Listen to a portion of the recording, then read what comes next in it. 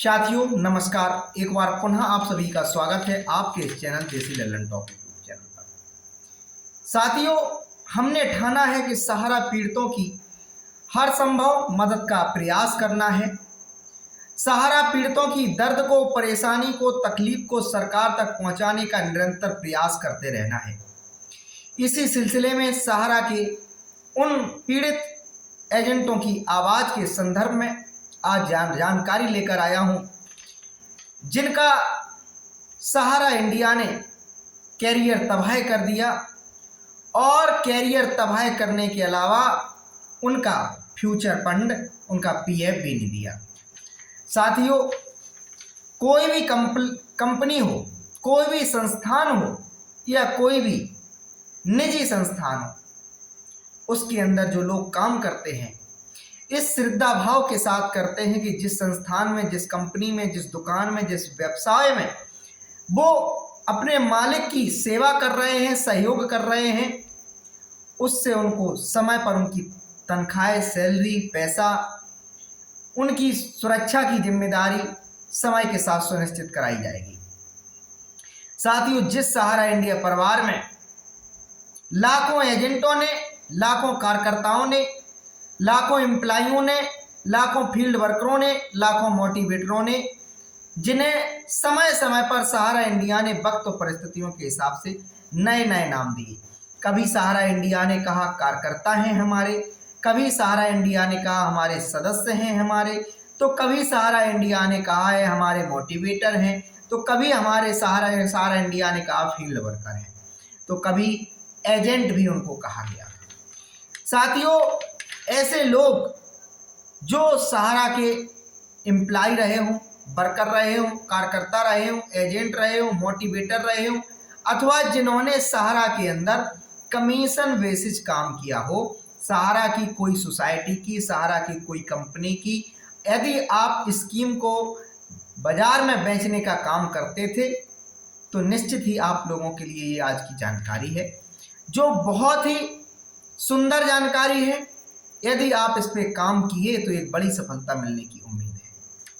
साथियों, आप सभी जानते होंगे कर्मचारी भविष्य निधि संगठन, जिसका काम है विभिन्न संस्थानों में काम कर रहे कामगारों की मदद करना, उनकी सुरक्षा करना, उनकी व्यवस्था, ये देखरेख करना कि कंपनी उनसे कितने घंटे काम ले रही है, कितना काम ले रही है और कितना पैसा दे रही है सैलरी के रूप में, उनका भविष्य को लेकर वो कंपनी कितना चिंतित है, कितना फ्यूचर फंड उनके लिए एकत्रित कराने का प्रयास किया जा रहा है। साथियों, भारतीय जो कर्मचारी भविष्य निधि संगठन है, उसने सहारा इंडिया के जो पीड़ित एजेंट हैं, पीड़ित कार्यकर्ता हैं, मोटिवेटर हैं या पीड़ित जो कमीशन बेसिक एम्प्लॉय हैं, फील्ड वर्कर हैं, उनके लिए सहयोग प्रदान करने का भरोसा दिया है और वादा किया है, यदि सहारा के जो अभी हमने जिक्र किया फील्ड वर्कर एजेंट या कमीशन बेसिस एजेंट, उनकी कर्मचारी भविष्य निधि संगठन की मदद करेंगे तो एक एक एम्प्लॉय को उनका जो फ्यूचर फंड है, पीएफ है, दिलाने का प्रयास किया जाएगा। साथियों, सबसे पहले यदि आपके हाथ में पेन और कागज हो तो इस बात को नोट कर लीजिए, मैं जो नोट करवा रहा हूँ।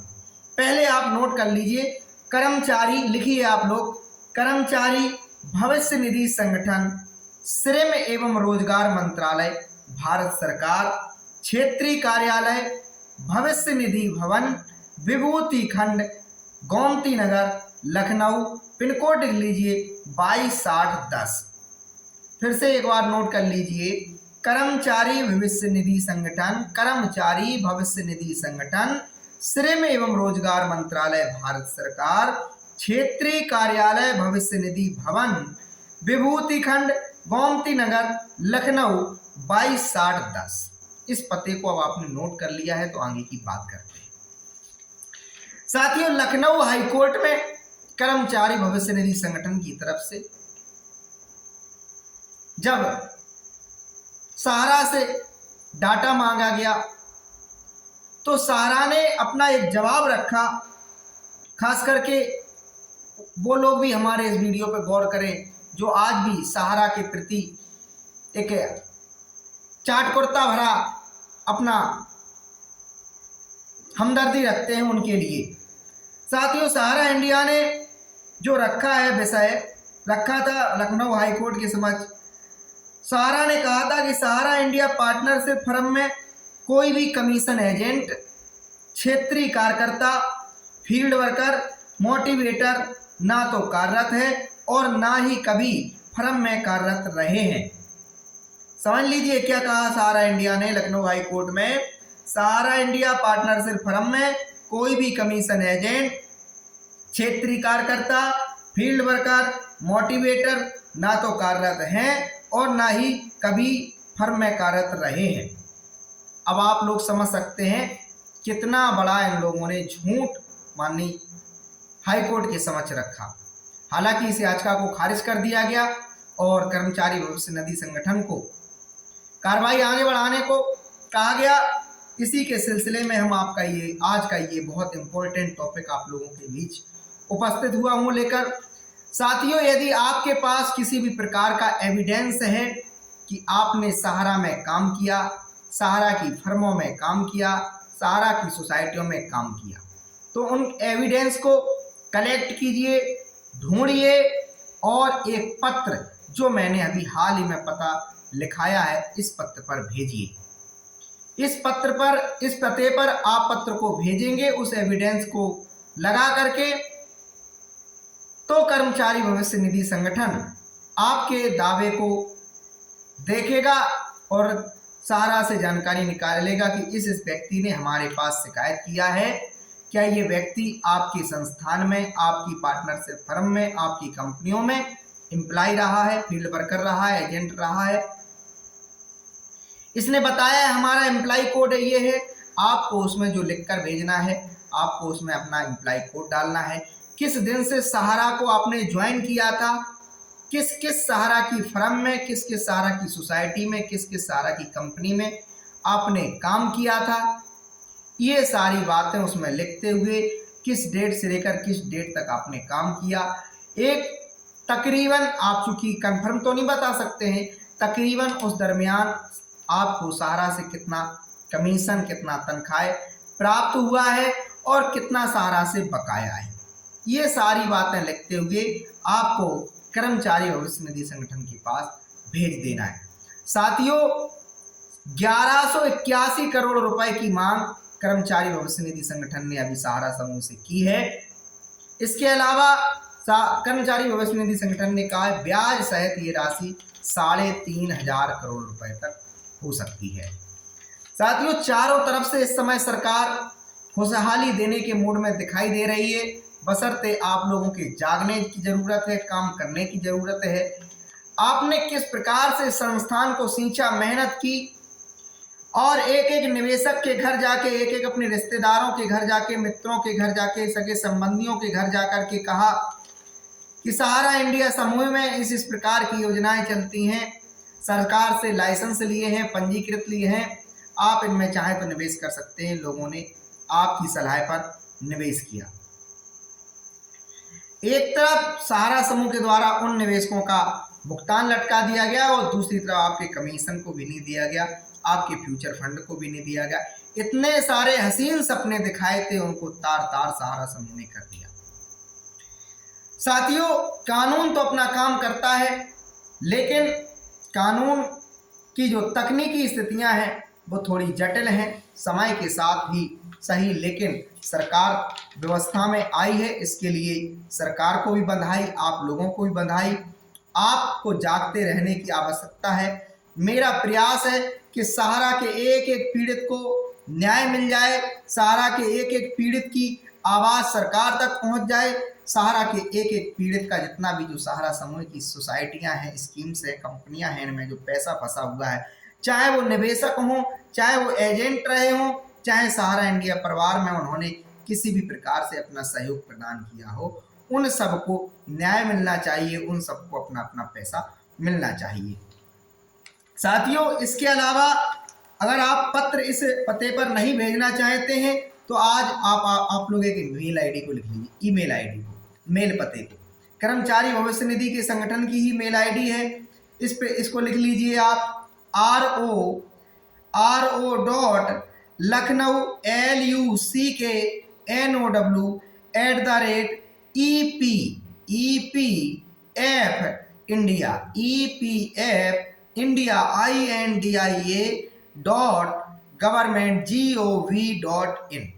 इस मेल पर आप वो दस्तावेज रख सकते हैं।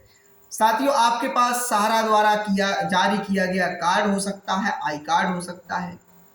आई कार्ड यदि खो गया हो तो आपके पास जो आप सहारा समूह में काम करते हुए रिटर्न फाइल करते थे, TDS जो कटता था, उसकी कॉपियां हो सकती हैं। इसके अलावा साथियों, आपके पास तमाम सारे सर्टिफिकेट सहारा द्वारा जारी हो सकते हैं, ऐसे जिन पर आपका नाम पड़ा हो। बहुत सारे पत्र जारी हो सकते हैं सहारा के द्वारा जिन पर आपका नाम पड़ा हो। या एक आपको वो याद होगा जब आभार यात्रा पर सहारा प्रमुख सुब्रत राय निकले थे जेल से आने के बाद, तमाम ऐसे सहारा के फील्ड वर्करों को उन्होंने सम्मानित किया था अपने अपने बड़े बड़े मीटिंग्स में बुलाकर, जिन्होंने सहारा की स्कीम्स में अच्छा व्यवसाय किया था। बड़े बढ़िया शॉल उड़ाए गए थे, बड़ी बड़ी मीटिंग्स में भी बुलाई गई थी। मुझे एक मीटिंग्स के बारे में जानकारी भी है, कानपुर के यूनिवर्सिटी में वो मीटिंग हुआ था और उसमें आभार यात्रा के दरमियान सहारा प्रमुख आए थे। उसमें तमाम सारे सहारा समूह के फील्ड वर्करों को बुलाया गया था, जहां एक प्रशस्ति पत्र वितरित किया गया था। बढ़िया बड़े बड़े फोटो वीडियो खींचे गए थे और जिस कार्यकर्ता ने, जिस सहारा समूह के एजेंट ने अच्छा व्यवसाय किया था, उसके लिए एक डिजिटल हस्ताक्षरित रहित सहारा प्रमुख सुब्रत राय के द्वारा एक प्रशंसा पत्र दिया गया था। उसको भी आप एविडेंस में शामिल कीजिए। जो भी सहायक दस्तावेज हों, इन दस्तावेजों की छाया प्रति आपको जो हमने पता लिखाया है इस पर भेज दीजिए, अन्यथा जो मेल आईडी बताई है इस पर भेज दीजिए।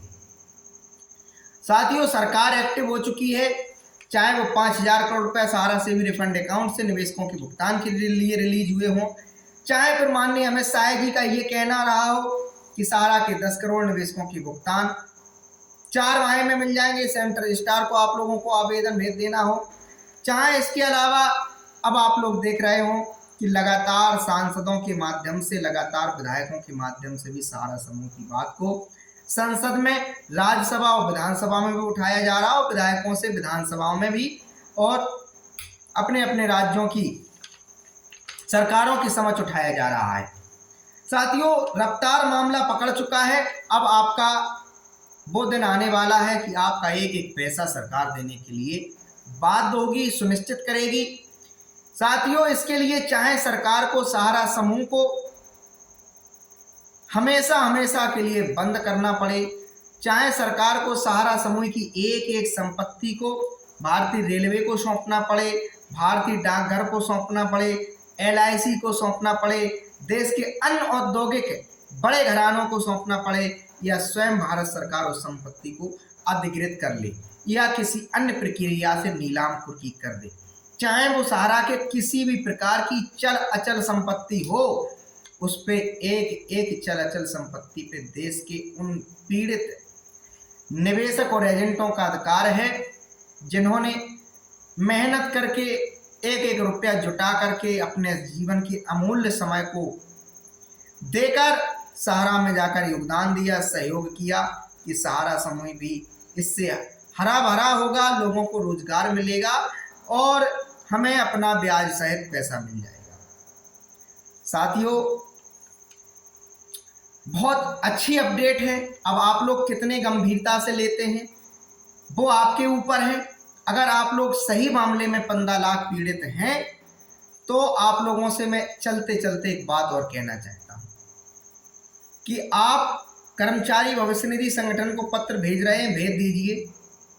इसके अलावा CP ग्राम पोर्टल पर भी एक आवेदन को लगा दीजिए।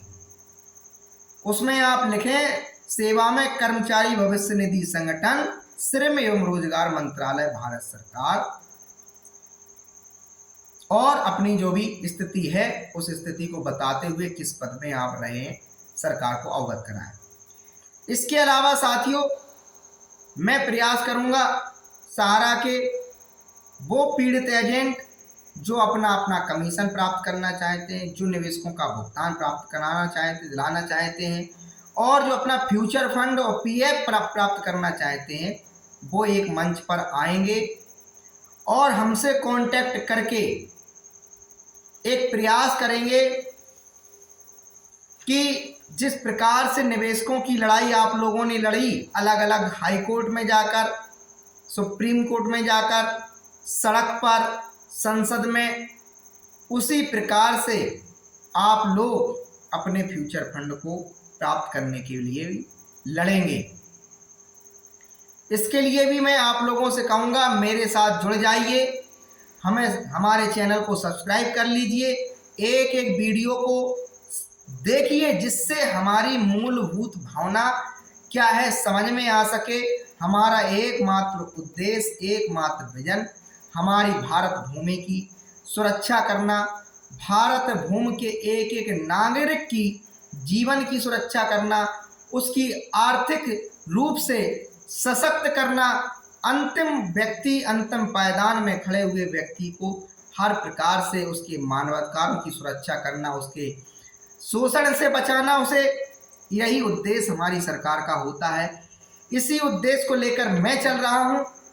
हमारी भी सरकार से यही अपील है कि आप लोग हम लोगों के मतदान से सरकार में बैठे हुए हैं, आपकी जिम्मेदारी जिस प्रकार से है कि इस देश के गरीब नागरिकों को अन्न वितरित करना, खाद्यान्न वितरित करना, आवास देना, उज्ज्वला देना, बैंक खाते खुलवाना, समाज की मुख्य धारा में लाना, भेदभाव को खत्म करना, समरसता का जीवन देना, समानता के अधिकार को देना, शोषण से बाहर लाना, गरीबी से बाहर लाना।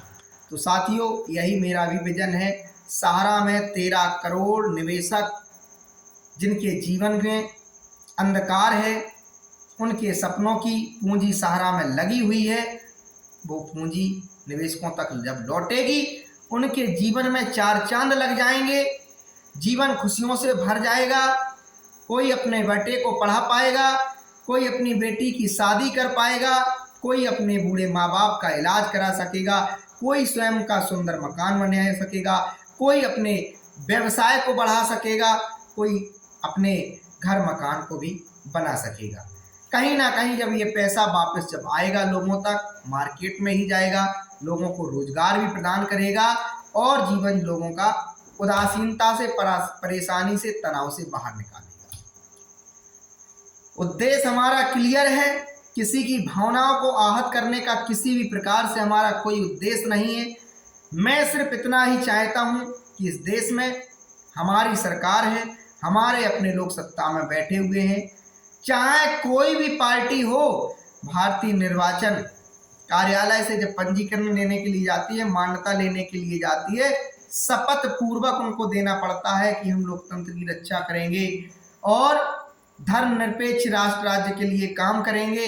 कहीं भी कोई भी पार्टी ये जाकर नहीं कह सकती कि नहीं हम हिंदूवाद के लिए काम करेंगे, हम खालिस्तान के लिए काम करेंगे, हम पाकिस्तान के लिए काम करेंगे। एक ही विजन होता है समस्त पार्टियों का, राष्ट्र राज्य का कल्याण, नागरिकों का कल्याण। ये शपथ पत्र सौंपना पड़ता है, इसके बाद पंजीकरण मिलता है। साथियों, जब ये पार्टियां शपथ पत्र पर लिख कर देती हैं निर्वाचन कार्यालय को, तो क्यों नहीं हम इनको याद दिलाएं कि आपने हमसे जो मतदान लिया है, वोट लिया है, इसकी कीमत अमूल्य है। इसको समझिए। 15 लाख लोगों का जीवन तबाह हो गया सहारा से भी विवाद के कारण, सहारा समूह की गलतियों के कारण, सेबी की गलतियों के कारण, सरकार की जटिल प्रक्रियाओं के कारण, उदासीनता के कारण, सरकार का गंभीरता से इस मामले को नहीं देखने के कारण 15 लाख लोग बेरोजगार हो गए, 13 करोड़ लोगों का पैसा फंस गया। अब ही सरकार जाग जाए, अब सरकार को जागना पड़ेगा, क्योंकि मेरा जो विजन है, इस विजन में अलग अलग तरीके से लोग अलग अलग क्षेत्रों में अपनी अपनी लड़ाई लड़ते हुए देखे जा रहे हैं। इसी के सिलसिले में साथियों आपको बताना है कि पथरिया दमोई के एजेंटों ने बहुत अच्छा प्रयास किया है। उन्होंने कर्मचारी भविष्य निधि संगठन को पत्र लिखकर अवगत कराया है, एक एक डिटेल सौंपी है, सहायक दस्तावेज भेजे हैं पत्रों द्वारा, रजिस्ट्रियों द्वारा। साथियों इसके अलावा आप लोगों को बताना है कि ईपीएफओ के शासकीय निकाय के केंद्रीय न्यासी बोर्ड जांच के लिए विशेष दस्ते का गठन किया गया है। इसके लिए सहारा समूह के जो एजेंट हैं, पीड़ित एजेंट हैं, जिनका फ्यूचर फंड बकाया है, पीओएफ बकाया है, उनके लिए ईपीएफओ के शासकीय निकाय के केंद्रीय न्यास बोर्ड की जांच के लिए विशेष दस्ते का गठन किया गया है। लखनऊ हाई कोर्ट ने सहारा की याचिका खारिज कर दी थी। दस्तावेजों के आधार पर प्रक्रिया आगे बढ़ाने का कहा गया था। इसके अलावा साथियों इस मंत्रालय के जो मंत्री हैं, केंद्रीय मंत्री जो श्रम एवं रोजगार मंत्री भारत सरकार हैं, वो भूपेंद्र यादव जी हैं। साथियों आप लोगों का सहयोग रहा, आप लोगों की दुआएं रहीं, तो भूपेंद्र यादव जी से भी मिलने का प्रयास करेंगे। उनको बताएंगे कि कैसे सहारा के 15 लाख लोगों का जीवन संकट में है, तबाह हो गया, बेरोजगार हो गया, उनका फ्यूचर फंड नहीं मिला, उनका कमीशंस बाकी है, उनका सैलरी बाकी है। ये सारी बातें सरकार तक पहुंचाना बहुत आवश्यक है, बहुत ज़रूरी है। साथियों ये आपको बता ही दिया मैंने, प्रोविडेंट फंड में ऑफिस ने 11 से 81 करोड़ रुपए मांगे थे, ब्याज सह राशि 35 से करोड़ रुपए हो सकती है, ये जानकारी आपको दे ही दी। यह भी हमने आपको बता दिया। साथियों एक जानकारी रह गई है कि सहारा इंडिया परिवार के कमीशन एजेंटों के लिए एक सार्वजनिक सूचना का नोटिस कर्मचारी भविष्य निधि संगठन ने छापवाया था अखबारों में। उसके संदर्भ में बताना है कि उसमें यही बताया गया था कि सहारा इंडिया पार्टनरशिप फर्म में ने यह अवगत कराया है कि सहारा इंडिया पार्टनरशिप फर्म के कोई भी कमीशन एजेंट, क्षेत्रीय कार्यकर्ता, फील्ड वर्कर, मोटिवेटर ना तो कार्यरत हैं, ना ही कभी फर्म के कार्यरत रहे हैं। आप समझ सकते हैं कि जी इस संस्थान में आपकी भावनाएं थी, इस संस्थान में आपने तन्मयता के साथ आपने सर्वस्व निछावर करके इस संस्थान में काम किया। आपको लगता था कि भारत माता की प्रतिमा लगी है। सहारा के शीर्ष प्रबंधन के अधिकारियों की आत्मा बड़ी शुद्ध और सच्ची होगी, क्योंकि उन लोगों ने राष्ट्रवाद को आगे किया, भारत माता की प्रतिमा को आगे किया। सहारा के समस्त दफ्तरों में भारत माता की प्रतिमा रखी हुई थी, वहां दीप प्रज्वलित होता था समय समय पर। बाकायदा एक सहारा के एजेंटों को एक टाई जारी की गई थी, वो टाई पहनते थे, उस पर सहारा इंडिया परिवार लिखा होता था।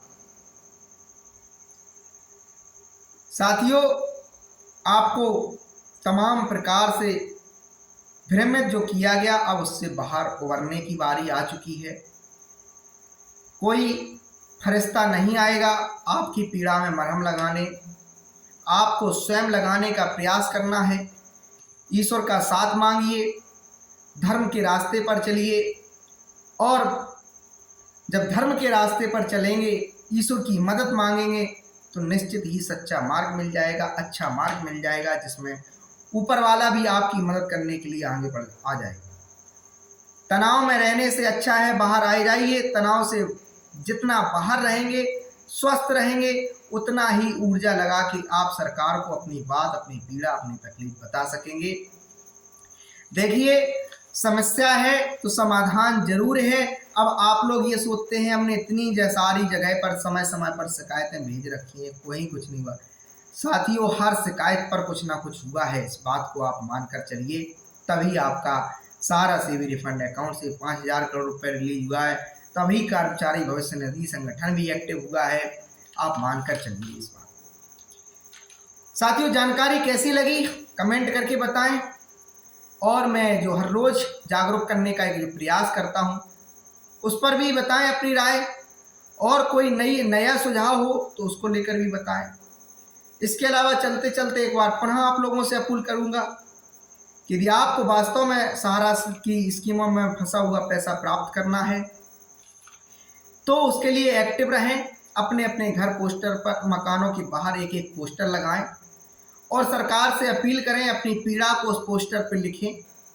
इसके अलावा सरकार को लगातार प्रधानमंत्री कार्यालय को पत्र लिखने का प्रयास करें।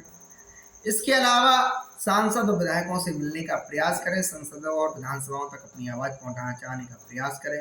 यही वो मार्ग हैं जो आपका भुगतान दिलाएंगे। इसीलिए साथियों, अभी मात्र 5,000 रुपये सहारा से रिफंड अकाउंट से रिलीज हुआ है। मात्र 5,000 करोड़ रुपए से कुछ नहीं होने वाला है। बात यहाँ 86,000 करोड़ रुपए की है। सहारा की सोसाइटियों में मात्र 86,000 करोड़ रुपए फंसा हुआ है। इसके अलावा कीसॉप की भी बात है। इसके अलावा सहारा की अन्य कंपनियों की भी बात है। 2 से 3 लाख करोड़ रुपए का ये मामला हो सकता है साथियों। इसलिए लड़ाई बहुत लंबी है। प्रयास करते रहिए, प्रयास ही हमें सफलता दिलाएगी। और कहते हैं ना कि कछुआ चाल से भी चलते रहेंगे तब भी आपकी जीत हो जाएगी। तो रुकिए नहीं, कुछ ना कुछ प्रयोग करते रहिए। उन्हीं प्रयोगों में से यही है, कभी भी प्रयास जो भी करना है वो कानून के दायरे में रहते हुए, सरकार की गाइडलाइन को देखते हुए और हमारा जो संविधान है उसकी सीमा में रहते हुए हमें अपनी बातों को देखिए। हमारे संविधान की बहुत सुंदर खूबसूरती है। आपको हमको बोलने की आज़ादी है, हमें आपको आपकी प्राइवेसी की आज़ादी है।